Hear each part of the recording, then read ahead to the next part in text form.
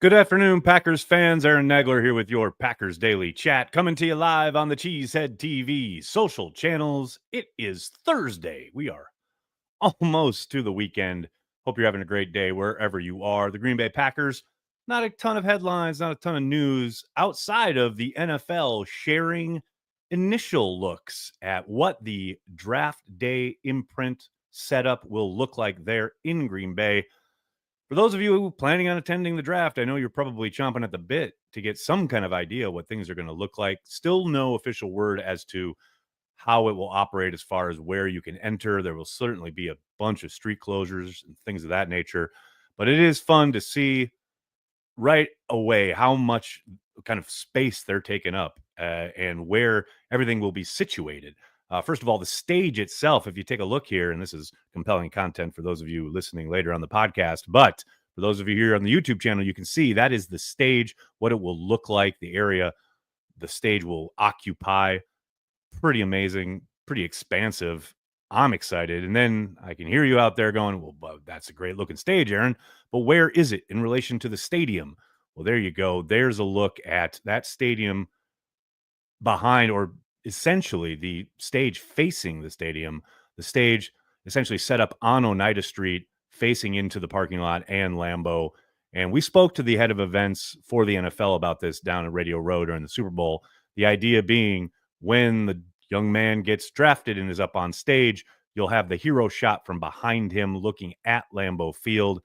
That is going to be amazing. And then you see in this rendering how far this thing will stretch all the way past Lambeau, down Lombardi, all the way through Titletown. That is going to be where most of the NFL experience stuff happens, the 40-yard dash.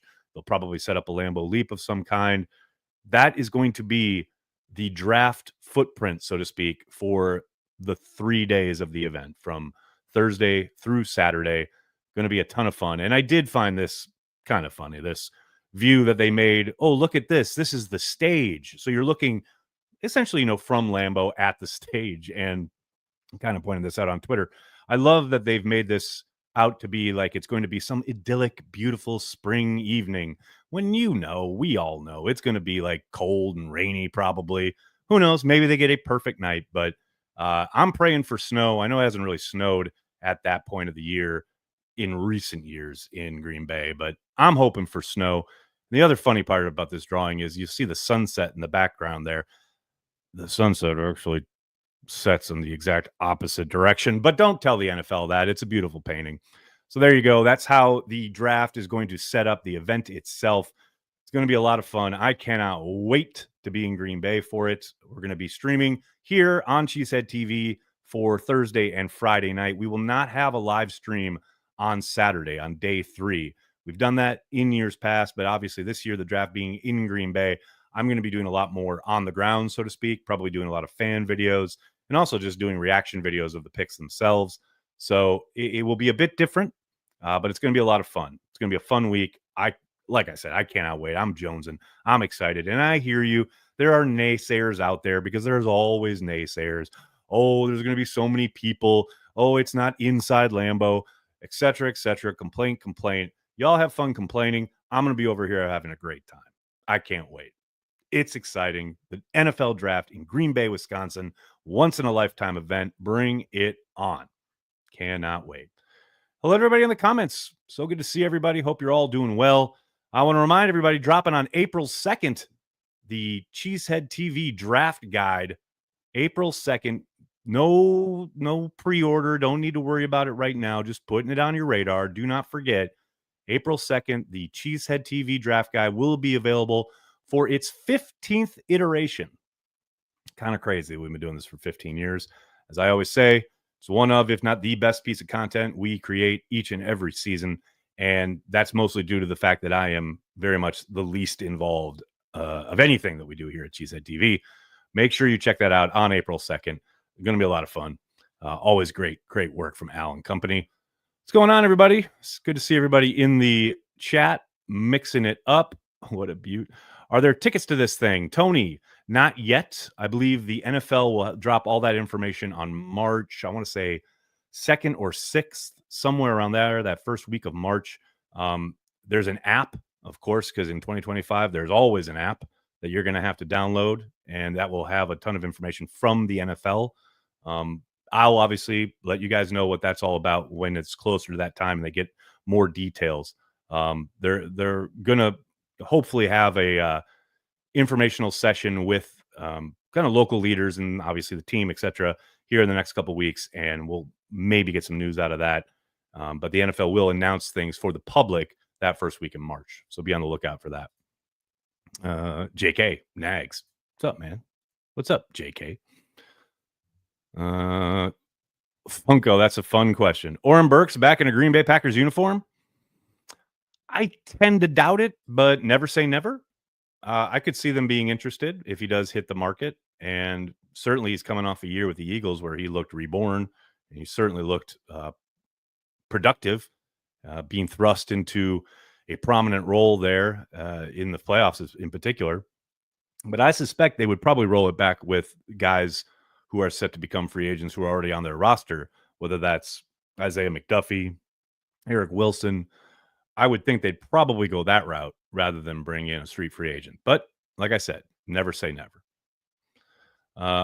Rob, I can't agree more. Matt Bowen was a stud. Matt Bowen was a stud, man. And let me correct your, just one word there. Matt Bowen is a stud. If for those of you that don't know, I had a great chat with Matt earlier this afternoon. It's up here at the YouTube channel, talking about his perfect fit article, free agency article for ESPN.com. Talked about Khalil Mack being the perfect fit for the Green Bay Packers.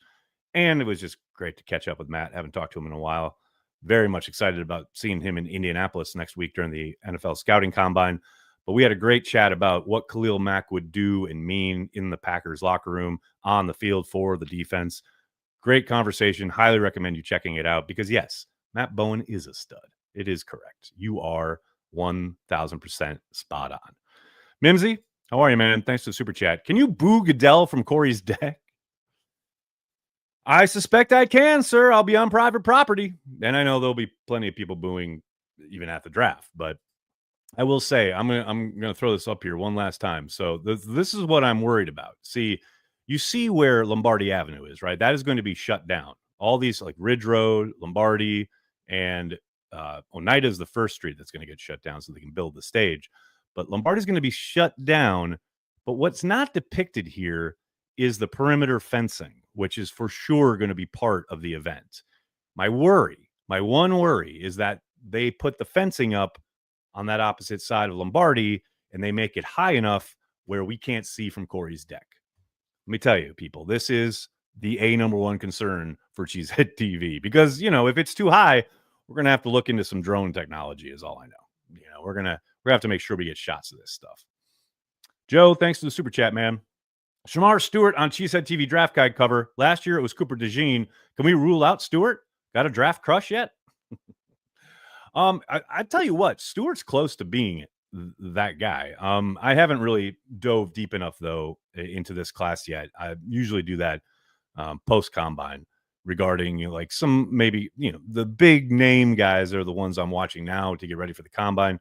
But certainly as the offseason rolls on, I'll get kind of more guys under my belt, so to speak, and then I'll cobble together my draft crush list, as you guys know, and I will never ever let anyone forget it. As someone on Spotify pointed out, I'm the world's biggest Catan Oladapo fan. He was a draft crush, the first draft crush ever to be drafted by the Green Bay Packers. So, yeah, I'm just going to say Shamar Stewart being on the cover of the Cheesehead TV draft guide maybe doesn't disqualify him. This is the first time for everything. There had never been a Nagler draft crush drafted by the Green Bay Packers. Broke that streak last year. Maybe the Packers break the streak of the Cheesehead TV cover with Shamar Stewart, which I would love. I would absolutely love it. I do know that there are plenty of Packers fans who would not like that pick, but you know what? I just ignore them. Jimmy, interesting question. Did LaFleur ever explain why he stopped naming captains for the season? Wondering if we will see captains' patches back next year with the comments made on Love at the end of the season. That is an interesting kind of drawing of a line from one thing to the other that, Jimmy, I think you might be onto something there. He mentioned it, I don't want to say offhandedly. He did kind of respond to a question about it regarding, the idea of wanting guys to have lots of different leaders, right? And especially with a team that is so young and coming up together, um, that you would be given the opportunity for lots of different guys to be named leaders and put in that position. But yeah, I think there's a possibility as the team matures and grows a little bit. Maybe he goes back to season long guys, but we shall see. Joseph, what's going on, man? Will there likely be shuttle buses from Appleton and other cities in a 45-minute radius from Lambeau? Yes, 100%. Actually, Discover Green Bay has already listed a couple of spots that are already committed to running shuttle buses, including Appleton and obviously Milwaukee and Wausau, and a couple spots in Door County. And there are a few more that I know are online that haven't been announced yet, but there will be a lot of that going on. And what I'm excited about is there is a special dedicated draft train. That's right, a draft train that is scheduled to run between Green Bay and Milwaukee each and every day, I guess several times. So that could be fun, man. Save me a spot on the bar car. That'd be a good time. That'd be a way to travel. Josh Sims, thanks to the super chat, man. What positions do you think they address / bolster in free agency versus the draft? Excellent question. And it's kind of like the way we just spin our wheels here before free agency opens, right? Because you look at the way Brian's operated over the course of his tenure as general manager, he almost always, I mean, you can go year by year, wants to find guys in free agency to not only bolster the roster, but to make sure that he's not hemmed in the draft for need or by need. So if you're thinking defensive tackle or corner or edge are needs, which I know a lot of people outside the building do, I'm not quite sure where they're at in that kind of evaluation, but you can suspect that they'll probably find at least one guy, if not two, at some of those positions. I suspect we'll see edge rusher and maybe defensive tackle looked at in free agency. I tend to think they'll probably look to the draft for corner, though I wouldn't completely rule out the possibility of a corner in free agency. But I think the lines are probably where they'll look the most, and maybe wide receiver, though that wouldn't surprise me either. I really think it's more likely they look at edge rusher and defensive tackle over a lot of the other areas, just to solidify prior to going into the draft. Right. Packers need to improve their silent count. Was an issue versus the top teams in big games. Yeah, I mean, I think the rhythm of it was fine. I think sometimes teams kind of, felt the rhythm of it at other times and were able to jump it. I do know they, really struggled in Detroit coming out of the gate, and Detroit did an excellent job of being able to get across the line of scrimmage even as the ball was being snapped. Now they did get them later in that contest a couple of times with offsides penalties. And I liked their response to that the following week in Seattle. They did a phenomenal job of getting in and out of the huddle up to the line of scrimmage and just getting the snap off. Like they barely even had a cadence. And that was in response almost directly to the issues they had in Detroit as far as the opponent being able to kind of pin their ears back and get off the ball on the silent count. I have no doubt that is something they're going to be talking about this offseason, though, because to your point, I do think there were plenty of times where you could point to where the opponent was able to kind of discern what the rhythm was and was able to, take advantage of it. So it's certainly something to think about for the offense. Rob, Door County meetup. Doubt I'll get up to Door County, but man, that would be fun. I miss Door County. I used to go up there every summer with my folks. Haven't been in ages, but do love Door County. And I do know there's Carry the G available in Door County now. So there you go. Ed, thanks for the super chat, man. This draft looks like it can provide a decent chunk of income for the area. Not my thing, but I hope it goes exceptionally well. Yeah, I always, I'm a bit dubious about the NFL's claims on the face of it as far as their economic impact, whether it's a Super Bowl, whether it's the draft, what have you. I don't think you can dismiss it. I don't doubt for a moment that it absolutely does inject, dollars into the local revenue streams. Yeah, like there's zero doubt in my mind about that. But as for like the numbers that they'll tout, and they have, I think there was an article today in the Press Gazette talking about their quote expected economic impact, I take that with a grain of salt. But I do think there's zero question, especially of an event this big with this many people coming in. It's the biggest event Wisconsin's ever held. There's little doubt that it will have an impact locally in a positive way. Oh, Mick, that's an interesting question. Is this the year they will bring back Yosh Nyman in free agency? Doubt it. If they had wanted to keep Yosh in the door, they probably would have done so. They got they're getting their what do you call it, compensatory pick for him in this draft. I'd be surprised if he made a return, but never say never. Crazier stuff has happened, no doubt about it. Oh, Grant. Oh, are you kidding me? Lambeau should host a World Cup game. Man, what a missed opportunity. I would absolutely love that. I know the, you know, exhibition match they held a couple years ago with Man City went very well. People loved it. Seemed like a great time. I missed it by one day, which I'll always regret, but I would have loved it. I know there had been like rumblings about the possibility that Lambeau would be part of the World Cup rotation, but maybe someday, maybe if they kill this, the draft is like not they knock it out of the park. Maybe down the line someday they'll be able to. But I'm with you. That would have been great. That'd have been a lot of fun. James, what's up, man? I think we will draft a right tackle that can play guard. Tom needs to get moved to center. I'd be very surprised if they moved Tom. I know that has been a prevailing sentiment, especially after Rob Domofsky had that report out there a couple years ago about people inside the building thinking that he would be a quote Hall of Fame center. And I know Brian, when Tom got drafted, and also last year, kind of reiterated that when they were evaluating Zach Tom and he was coming out in the draft, they thought he'd be a center or that his best position was center. But man, he's played at a really high level at right tackle for the last 2 years. I can't imagine they just rip that up and move him. And I can't imagine that Tom would be amiable to it, knowing that he's a year away. I mean, maybe, and I mean, underline italicized, maybe they get him signed to an extension here and then approach him about, hey, by the way, now that we've paid you, you mind moving into center? But at that point, now you're paying your center right tackle money. So, yeah, I think it's a good theoretical exercise, but I don't see it happening in reality. I think they've got, obviously Sean Ryan was the nominal backup last year. I know Jacob Monk is a guy that they probably drafted thinking he could be the Josh Myers heir apparent. Didn't have a great start to camp last year, but I thought really came on during training camp and preseason last summer.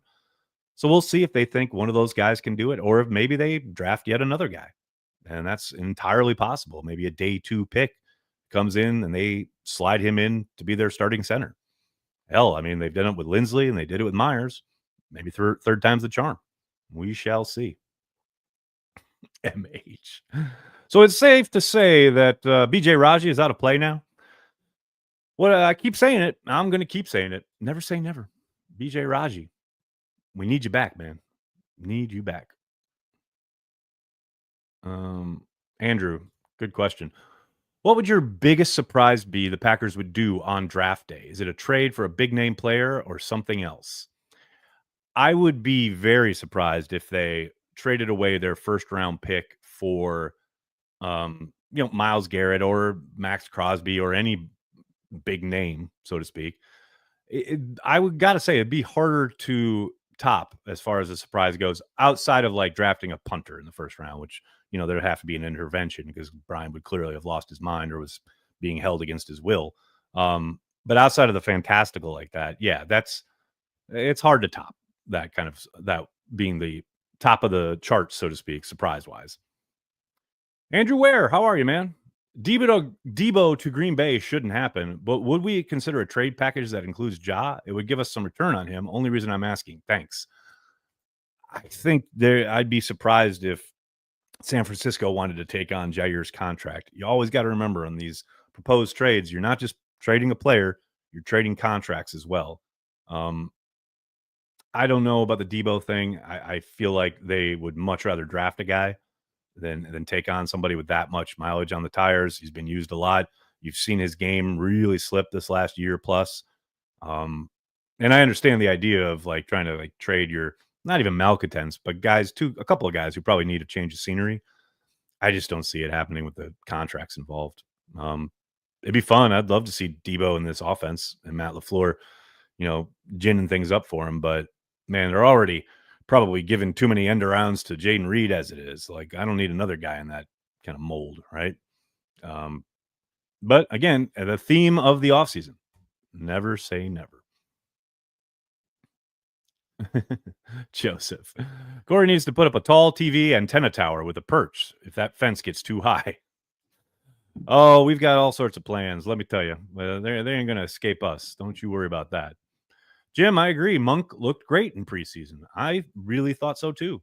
And I know some fans have pointed out, and some media members, that he was a healthy scratch for many games this past season. Did not even get an opportunity to get on the field when Myers got hurt in the playoff game. But we've seen them redshirt dudes before. We've seen guys with, a year or even two under their belt before they were thrust into action. Josh Nijman, who we were just talking about, being a perfect example. So I'm certainly not ready to write him off. And I do think he's got to be somewhat in the mix. And that's something that's going to be fun to ask Brian Gutekunst next week when we get to talk to him. Obviously, he's not going to go point blank. This is what's going to happen. He's never going to reveal too much. But I am interested to see what who he name checks at the center position. And now obviously he'll say, we'd love to have Josh back, but if he is gone, we feel like XYZ can do the job. I'm interested to see who he has in his thoughts for XYZ. Let's put it that way. Bill, thanks for the super chat, man. Jordan Love's comments on drafting defense in the first round really got me down on how bad our track record has been in early round defenders. I don't know if it got me down, but it did make me laugh because even Jordan Love is sitting here just like the rest of us, knowing what they're probably going to do. Man, it does frustrate me. I don't want anyone to think I'm sitting here going, everything's hunky-dory. It does frustrate me that a lot of the draft capital they've utilized in the first round on defensive players has not really come to fruition the way you would hope. However, I do understand that the draft is 7 rounds, not just 1. And yes, it is frustrating when your premier pick, your first pick every draft, is not contributing the way you would like. However, I am told the draft is 7 rounds. And in those 7 rounds, Gutekunst has done a pretty damn good job. So, especially as of late, these last 3 drafts. I get it. Like I said, it is frustrating. And I am frustrated by it. Not unlike yourselves. But you got to pull back and remember that the draft is not just 1 round. Craig, thanks for the super chat, man. Why can't players waive their contract with their current team if they want to get traded? If they want to walk away from the money, it's their choice. No? Well, technically they can. They can talk to the team and redo their contract. And now you got to have a contract. But essentially, you've seen guys do things akin to that, not just waive the contract, but kind of restructure the deal. But also, guys want to get paid. And they will help facilitate that if it's something they want to do. To your point, if Jair was like desperate to get to San Francisco, I'll bet he would work with the Packers and or the 49ers on altering his deal. But he's still going to get paid. Like, no one's working for free. You know what I mean? So it's not impossible. It's just not likely. Let's put it that way. All right, buddy, I'm going to have to get going. I cannot thank you enough for hanging out, talking Packers each and every day, Monday through Friday, right here on the Cheesehead TV social channels. Please do me a monster favor. Hit like on the video, subscribe to the channel, and then tell your friends and tell your family. Cheesehead TV, we are devoted to Green Bay Packers fans worldwide. Thanks a lot, everybody. Have a great night. Go Pack, go.